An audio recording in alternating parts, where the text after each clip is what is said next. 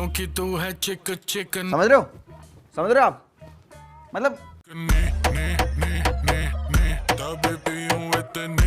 बस एक बार इनका घर देखना चाहता हूँ। हर कमरे में भैंचो 2-3 एनिमे कैरेक्टर बैठे होंगे जिनका तीली जैसा शरीर और मोमबत्ती जैसे बाल, कतई शाका लाका बुम बुम वाली पेंसिल लगते भोसड़ी के। अब ये मतलब